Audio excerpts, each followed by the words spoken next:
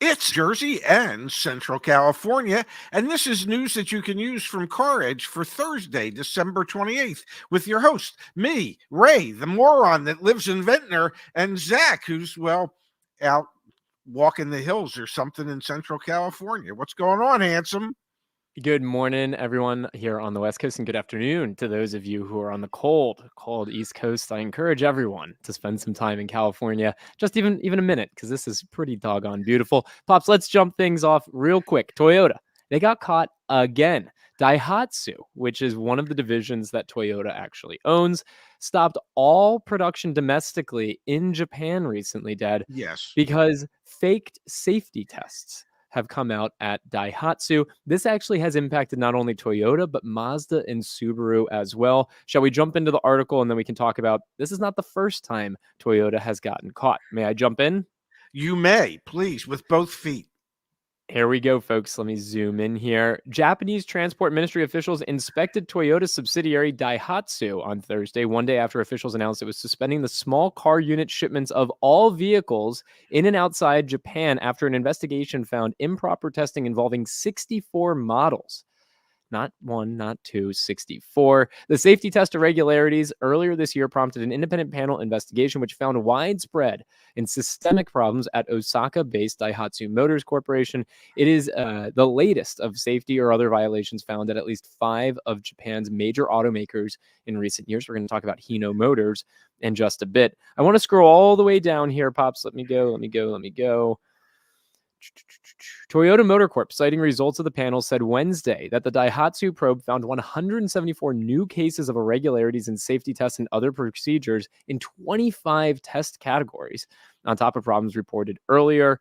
And then if I come here, the problems were found in 64 models and 3 vehicle engines, including 22 models and an engine sold by Toyota, Daihatsu said in a statement. The investigation also found the problems affected some models of Mazda and Subaru sold in Japan and Toyota and Daihatsu models sold abroad. Dad, we've got issues at Toyota affecting them both domestically and internationally. What do you make of this? I make of it that it is a bigger issue than what people think. And the reason I say that is this is the second one of their subsidiaries where they have had major issues. Somebody at the top has to know that tests are being fudged, okay? That the numbers aren't real, that what you're reporting is fake. And somebody at the top has to be going along with that for it to have been going on. I think they even said they found a model back in 1989 or something like that. So it's like been going on for 30 some years. So it is something that starts at the top that everybody must know about and everybody has kept quiet about. And it makes you wonder what else could be going on within Toyota, because you mentioned it briefly. Hino Motors, which is a truck division of Toyota, has been involved in a data scandal for quite some time, that came out last year. So this is something that seems to be part and parcel of upper management in Toyota and Toyota's subsidiaries. So it's got to be very concerning. One has to begin to wonder, is everything on the up and up on the Toyota products that are being sold and the Lexus products that are being sold here in the United States and North America and around the world? Or are they fudging numbers there as well? It is a frightening prospect for such a well thought of company. The thing is that this is endemic in the industry, right? Like just earlier this week, we were covering the Cummins, or last week, I should say, Yes. we were covering the fact that Cummins is paying a nearly $2 billion diesel engine defeat emissions fine, right? Yeah. And then we've got Dieselgate, which was obviously VW from about a decade back now. So, to me, I wonder if some of this is just endemic. Like this is how the auto industry as a category operates. Toyota's not immune to it. None of the automakers are immune to it. And as consumers, we should all just be prepared to say, you know what? Things might get fudged, but that's okay because that's business as usual. Like, part of me wonders how deeply ingrained this is and just how the industry operates. Well, apparently it's relatively common because Dieselgate impacted Volkswagen, Audi, Porsche. Um, Mercedes Benz got caught, BMW got caught, obviously Cummins got caught. Uh, it, it appears as if manufacturers are willing to either overstate the capabilities of their engines, or they are willing to fudge the information in order to back up those overstated claims. So, yeah, and my suspicion is the reason they're willing to do that, even after having to pay huge fines and penalties, it has still been in their financial best interest to do this. It's similar to Ford and their recalls. It's cheaper for them to do a recall than to actually fix the problem up front so that it doesn't occur. um, so yes, I guess lying, cheating, and stealing has always been a part of the automobile business, whether it be on the manufacturing side of things or more commonly on the sales side of things. Is it more common though? I think it's just like you get caught more often at the dealership seeing lying, cheating, stealing happening there versus these big stories. Dad, you mentioned it. One of these failed safety tests that was fraudulent dated back to the 80s. I Yes. mean, it's been going. It is endemic. This is part of how this industry operates. Is we got to hit numbers. We got to figure out how to sell cars. Okay, pass safety exams. Pass emissions exams. I think it's just part and parcel of the auto industry. And until there's material enforcement, which, to be clear here, Toyota has come out and said, and this is what they did with Hino as well, quote, Yes. "We believe in order to prevent a reoccurrence, in addition to review of certification operations, a fundamental reform is needed to revitalize Daihatsu as a company." Toyota said it will review the management team and business operations and the org structure, as well as the mindset of employees. It will provide full support to revitalize the So, company. They're going to fire they're going to fire a poop ton of people. Like, that's what's about to happen. They're going to fire a ton of yeah, people, replace them. but what does that mean? I mean, what does that really mean? So some people who have been probably grossly overpaid for years, for having fudged the data, will ultimately lose their jobs. If nobody It's no different in Japan than it is in this country. If nobody ever goes to jail for any of this stuff, then why is anybody going to stop doing it?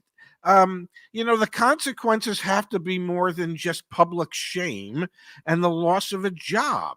The consequences have to be that the higher ups in the company, and the higher up you get, um, I believe as the CEO of CarEdge, you're responsible for every damn thing that goes on at CarEdge. So if you're the CEO of Toyota, you're responsible for everything that goes on at Toyota, Lexus, Daihatsu, Hino, and whatever other subsidiaries they have. And as that CEO, if there are criminal things happening within your organization and you're going to fire the people that are responsible for it, when you are responsible for everything that goes on in your organization, you should be behind bars. And if you are, guess what? Other companies will stop doing this nonsense because, I don't know, the CEOs of those companies are not going to want to spend quality time in some of the Yeah. finest prisons known to man. The only thing criminal going on at CarEdge, folks, is Yeah, the price on our extended warranty. You see what I did there? You see that? that I was very connected. good. I That love was that pretty bad. segue, honey. Pretty Yeah. bad. That was really bad. We're going to switch gears to another story in just a second. But before we do, we've got 6 days left on our year-end sale. $200 off your CarEdge extended warranty. If you're interested in those things, use them to negotiate with dealers or get protection from us. And folks, we are super busy here at the end of the new year. A great time to be buying a car. If you are in the market, let our team help you. Go check out CarEdge.com. I'm not sure how I feel about that segue. Let's switch gears into a news story, Dad, Yeah. which would be the fact that we got the latest and greatest depreciation data from our friends over at Black Book. And let's zoom in on this chart, man. We had seen an insane amount of depreciation at the Yes. wholesale markets for used cars. All these lines down here below this red line, those were 1.5, 2% declines in vehicle values at the wholesale used car auctions every single week. And then, whoa, they skyrocketed back up, Dad. This most recent week at the wholesale auctions, we only saw a 0.7% decline in used car prices. What do you make of this, Dad? Is the used car market, has it hit the bottom and it's bouncing back up, or are depreciation and significant declines in prices what we're going to see into the future? I think next week's Black Book will tell an even greater tale because it will be the last week of auction sales for the year of 2023. The fact that the amount of depreciation has slowed down slightly, and it's still at historic norms. Just to me, it means that the slide is going to continue. I talked to my dear friend Chip the other day, um, and as Chip put it, he said, "Man, if we don't have something sold within 40 days, we're taking a bath on it because these things are losing money left and right. These are the wholesale values have just fallen off a cliff." And that's reflected at their stores. They realize that they can't continue to sit on the stuff that they bought 40 days ago because 40 days ago they paid way more than what it's worth today. So there's pressure at his dealer group in order to just get get the stuff gone within 40 days because it's just going to cost us money. And they have seen at their group um, average gross profits on used cars decline dramatically. And I know people are convinced that prices aren't going down, except I don't know the dealers that we talk to. The profit levels have gone down. So if profits gone down, that means prices have to have gone down. But what do I know? Yeah, no, I hear you loud and clear there, Pops. So we've got what's going on, and wholesale prices fallen. We used to have an environment where a dealer could sit on that car for more than 40 Yes. days, go take it to the auction, still make money, still Not make money. today. Not today. And so that's where you have the downward pressure on prices. And so even though we saw a slight rebound, we still saw 0.7% depreciation in 1 week, which is Yes. more than historical norms.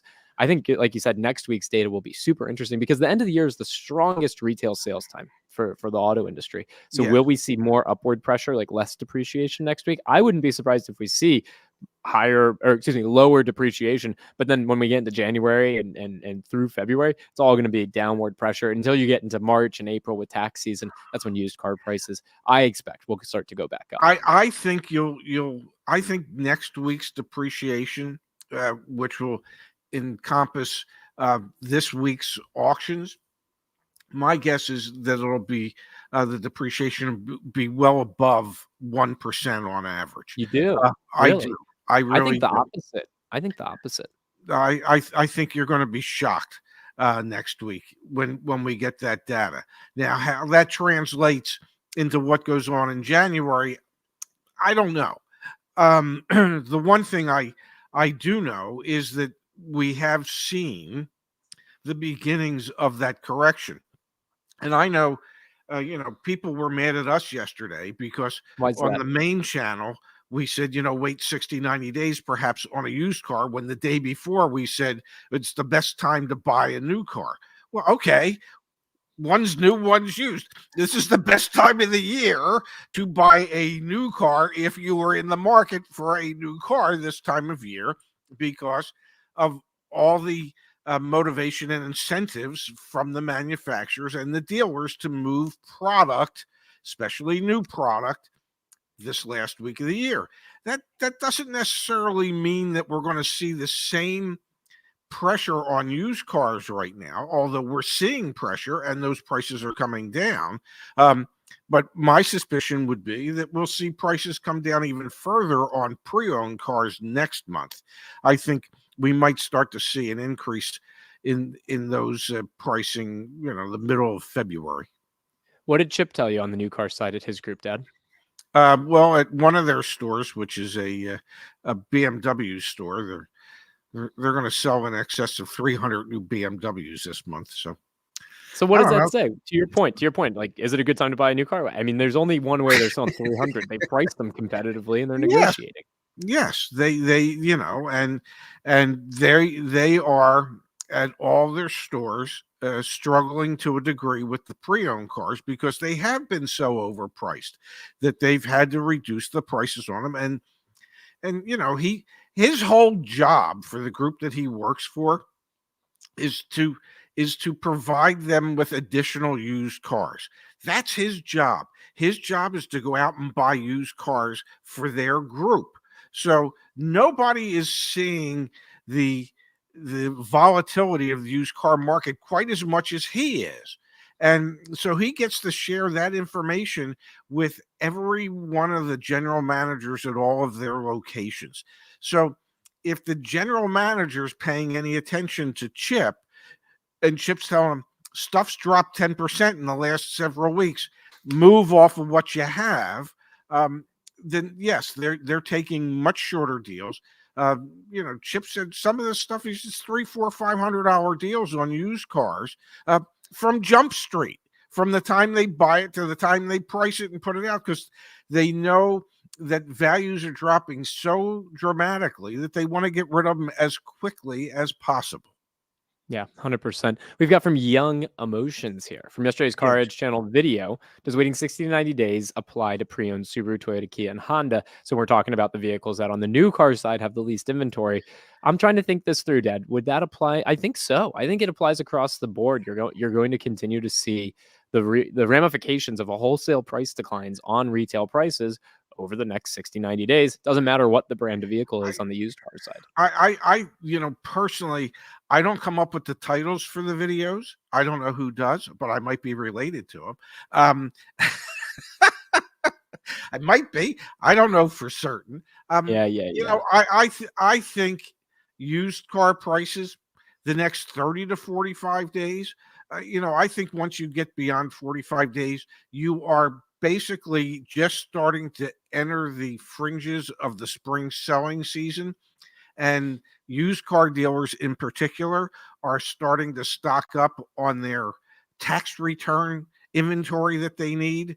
So I don't know that I would wait 60 to 90 days, but I think 30 to 45 days should put you in a slightly better position than what you would be today. I like that 30 to 45 days. That's probably what we should have gone with. But here, that's why you got to tune in and we're able to share the real details here. All right, Dad, let's keep moving on here. I want to pull up a comment here from Sheldon saying, I purchased a Mazda CX-90 for $1,500 under MSRP 6 months ago. Should I have waited? I've seen some CX-90 deals, Dad, between the Yes. dealer discount and the manufacturer incentive, like on some of the top trim levels, like $50,000 Mazdas, which is a hard sentence to say. I've seen $5,000 off of MSRP. So Sheldon, should you wait? I don't know. If you're happy Well, with it, you like the car, you're good. let me say this to Sheldon. You've had the privilege and the pleasure of driving that for the past 6 months, and had you waited, you would not have. Now, having said that, you got $1,500 off 6 months ago when that vehicle first came out. You should be patting yourself on the back. And if you don't pat yourself on the back, I'll pat you on the back for getting the $1,500 off. Um, and if you were able to get $1,500 off when they first started hitting dealer lots, you did pretty damn good. Had you waited 6 months, 7 months, could you have gotten more? Absolutely, but you would have missed out on the pleasure of actually driving that vehicle. Love it, Pops. All right, let's switch gears. Another story, Dad. CNBC had a report that came out showing that car depreciation has slowed. CNBC report reveals that cars are holding about 10% more of their value after 3 years, and it's all thanks to the chip shortage and the pandemic. This can't come as too much of a surprise, but this is a new factor for those that are out there, and we're working on a refresh of CarEdge depreciation data, so stay tuned for that in 2024. Dad, people who bought cars, they're depreciating less. That's generally a good thing, right? Well, typically, and part of it is, and I've said it, and I did that solo video back in January or February, where I suggested that because of the 15 million or Yeah, it was about between 10 and 15 Yeah. million new vehicles that were scheduled to be produced that were never produced, that there was going to be this ongoing, continuing pre-owned vehicle shortage, especially the newer, lower mileage, 1, 2, 3-year-old, maybe 4-year-old cars with lower miles. That there was going to continue to be a shortage, and as long as that shortage exists, that means that wholesale values, even though they're declining dramatically right now, are still higher than what they would have traditionally been, and they will continue to remain so. That doesn't mean that you're not going to see a reduction in some of those wholesale values if you go to try and trade your car or you go and Yep. try and sell your car right now. But it is still holding a higher percentage of its original value than historically it would have. And that, in my opinion, could continue through the remainder of the decade because of that ongoing used car shortage. So that's something for everyone to keep in mind. Your trade-in will generally have more value. That being said, if you're already starting from an inflated price or back in the days where people are paying markups and add-ons and things like that, you could still end up in that negative equity situation. But I thought that was an interesting storyline. Pops, depreciation slowing down and likely will through the remainder of the decade because of all those vehicles The, that were taken out of oh production. my. We had an incredibly thoughtful contribution come through here from Thomas. Thomas, thank you. Thank you, Thank you thank you, so thank much. you. Happy holidays and thank you. Ray and Zach, sorry I missed your fundraiser this past weekend. We raised over $10,000 for Mass General Hospital's Cancer Center. So thank you, everyone that participated in that. Please accept this late donation. And thanks again for helping me get a great deal on a RAV4 Prime in August. Keeps the content coming. Thomas, thank you. That is incredibly thoughtful and generous. And we talked about it a bit on Monday. Tuesday, excuse me, just how appreciative we are for the community and all the money that we were able to raise during that fundraiser. So thank you, Thomas, for contributing to that. And we had here, Dad, from eRock88. I want to say thank you to both you and the community and Igor and the team behind the scenes. You all helped me get even more knowledge on my purchase tomorrow of my Pathfinder Platinum. Thank you, Dad. We have so many success stories coming through Oh recently. my, yes. Lots of people purchasing vehicles right now. It's awesome. Absolutely awesome to see the impact of our work. And I receive direct emails and comments, and people say, well, is this a good deal? Is this a bad deal? What should I do? What folks, I'm gonna this is what I include in my return email response. We have the CarEdge community. It's a free resource. Go join it. Post your questions there between the community members, between the car coaches, between just people that care. Igor's one. You will get more valuable information there than I could ever share. And the people you're going to be getting the information from are the people who actually have their fingers on the pulse of what's going on because they're working car deals all the time. So, folks, please, I beg you, utilize the community forum. It is all like minded people trying to help each other level the playing field and find the best deals possible for cars. So it's free. It doesn't cost you a dime. And last time I checked, yeah, you'll get a few spam emails from us telling you about how wonderful we're having this sale or that sale. The only reason I know is because they get sent out in my name, and all the ones that can't get delivered, I get notices of. But that happens maybe twice a month. That's a small price to pay for the information you're going to receive from the community. I'm sorry. Did I? Yeah, it's just so we're real people. My dad doesn't like our emails. I would not refer to them as spam emails. Please, if you don't want our emails, just click unsubscribe. Don't mark them as spam. To my dad's point, you go to caredge.com. Everything up here under resources is FREE. So please go make yourself aware of. Click on these things. Community forum is obviously on here. Just click on community. It's the top one, and all the other various ways we can help you are on there as well. Dad, let's switch gears. Let's do our favorite segment of the show. Really? You've got to be kidding me. It's this one. Okay. I don't know that I've seen this one. You're going to love this. Dad, this is a Toyota, a Ford. Yes. Dan Liu posted this, quote, unfortunately, a recent software update was not successful. Your vehicle cannot be driven. Please call customer support. This is on A Ford electric vehicle. Oh, great. Update not successful. You got to call customer support. We sincerely apologize and will work to resolve this situation as quickly as possible. Dad, software update on your brand new car, brand new Ford, and now you can't turn it on. Should I just? I'm just gonna give you the. I'm gonna give you this. Well, let's just say that technology is a wonderful thing. Computers are wonderful when they work. Software is wonderful when it works, and when it doesn't, well, apparently it's not quite so wonderful.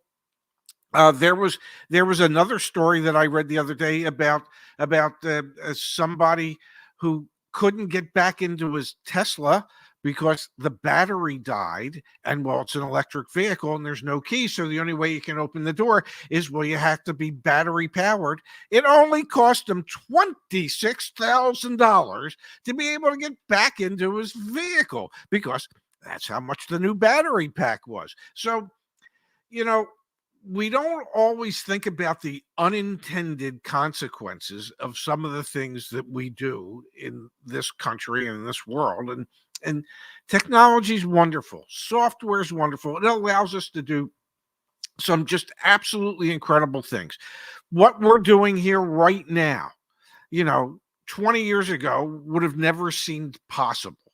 But it's possible today when it works. When it doesn't work, even though it's possible, it ain't all that great. So to have a brand new Ford vehicle, an electric vehicle, that you get your over the air update, and it's not successful, and they tell you, well, you can't drive your car, but please call customer service. What are they going to tell you to do? Call Uber? Get a lift? I mean, what are they going to do for you? They're going to commiserate with you? Oh, we're so sorry that update just didn't take. But, the software engineers are working on it, and we hope to have that corrected, I don't know, 6, 10, 12 weeks from now. You'll be driving your car again. All right, Yeah, you opened up a can of worms, man. I I did. regret that you went there, but I think you're wrong about the Tesla story that you just shared. No, I'm Yeah, not. you're getting. Well, I don't know. I don't know, man. I'm telling you, I was sent the article. It cost the guy $26,000 to get a new battery pack. Yeah, Okay. but I don't think that's because he To couldn't open open. the doors. Okay. So yeah, maybe you can open the car doors maybe you can open something with the 12-volt battery. But if the battery pack's dead, okay, and the 12-volt battery's dead as well, you ain't opening nothing. Okay, because there are no keys. So I don't know how to break it to you. The chat's definitely helping us out here. I haven't Yeah. seen that article. I think it's probably misleading if you saying you can't open the door with the battery pack being dead. But there was also like the Ionic 5 that had a Yes. $60,000, got totaled because the battery went. So like obviously battery packs are very expensive to replace. Yes. Um, The oh, it's Ionic a 5 that had. 2013 Tesla. Okay, here we go. Here we go. It was a 2013. It was on Okay. TikTok. I'm Yeah, sorry. Every now and then I get some of this stuff right. I'm sorry, 2013. Justice. All right. Yeah. Hey, all right. I'll let you guys figure that one out off the air. But yeah, the Ford story was pretty wild. You can't start your car because a software update And failed. and and, and Gotta hate when literally, that happens. what good does it do to tell you to call customer? What are they going to do for you? Well, Turn it off well, and turn it back on. yeah, unplug it. I mean, come on. Um, they're just going to tell you that their software engineers are working on it. Great, Yeah. great. Hope they're Yeah. working overtime. Yeah, All right. Final comment on the Tesla story. I watched this yeah. happen. You can 100% get in. Not saying you didn't have to replace the battery, but you can 100% get in the vehicle. Whatever. I'm just telling you what I read. And this can be one of those wonderful examples of you can't believe everything you see or everything that you read. Maybe that's the case here as well. I don't know. I It's all don't good. know. Yeah. All right, folks. Again, if we can help you out, it is a very busy time of the year for those of you who are looking to purchase or sell a car or protect your vehicle. Go to CarEdge.com. We've got our promotion ending in 6 days, so just into the new year. We're able to help you as best we can. Please go check it out back at CarEdge.com. We'll be back tomorrow for a Friday Yes. show. quick week here, but we'll be back tomorrow. And yeah, thank you everyone for joining us and spending some of your day with us. Are those vineyards behind you or something? Yes, it's not a green screen, y'all. I'm in California and it is freaking beautiful. It is Yeah. really nice. So Yeah. really glad to be here and really glad that we could also do the show while I'm away. Yeah, I think it's wonderful that you're outdoors and you're getting a little bit of sun, even if it's just like kind of like the back of your head and the right side of your face. But yeah, those hills look magnificent. Yeah. Would you where the hell are you? We're in Central California, so near near Santa Barbara, north of Santa Barbara. It's really beautiful. Well, if you're in Central California, you would definitely be north of Santa Barbara. Yeah. Santa, I don't know. We're somewhere in California. I don't Okay, know where cool. I Well, am, but it's beautiful.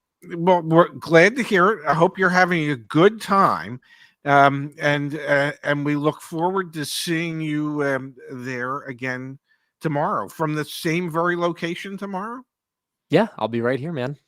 Man, Oh man. wow, we got some good guesses. We drove through Solvang. Yeah. Steve-O's got it right. Paso Robles. If anyone's in Paso Robles, come say hi. We're in Paso Robles. That's where we are. Wow, look at you. Yeah, very Yeah. beautiful. Well, so you would highly recommend Central California? This is gorgeous, man. I mean, look, well, I wish you could be here, but yeah, incredible. Well, I didn't get the invite. That's why I'm not there. Enjoy the day. Much love to everyone. Thanks for being a part of this, and we'll see you later. Yes, we'll see you back here tomorrow at noon Eastern, 9 Pacific time. Thank you, everybody, for being here, and thank you for playing along with us. We'll see you later.